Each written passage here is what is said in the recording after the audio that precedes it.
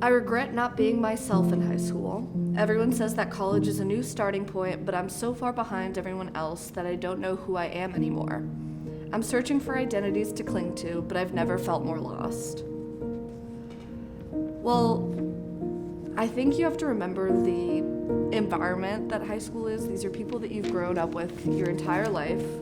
For most places, it's like a K through 12 situation, so people you've potentially known since you were maybe 5 or 6 years old. Of course, it's going to be a lot more pressure to actually grow in that environment because you've been so connected to everybody the entire time, or at least that's kind of how I felt when I was in high school.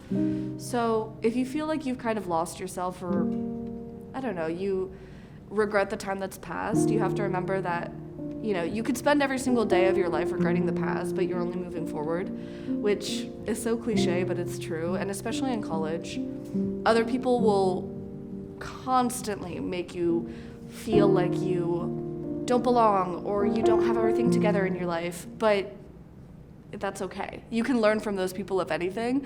You have to start seeing people as friends and people you can learn from as opposed to competition. I think that's the biggest piece of advice I would give, for sure.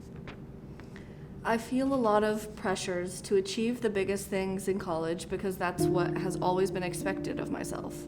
I'm afraid that my entire worth is being summed up to the things I do in 4 short years. What happens after?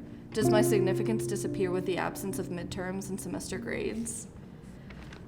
Okay, that resonates with me because this is what I felt like coming into my freshman year. I went to a super competitive high school and stuff, like right outside DC. But what I would have to say is that your life doesn't even really begin until you graduate college, which can sound scary because you start thinking, well, is what I'm doing now, like, does that matter at all? I mean, obviously this person asked that it does matter. You're building yourself.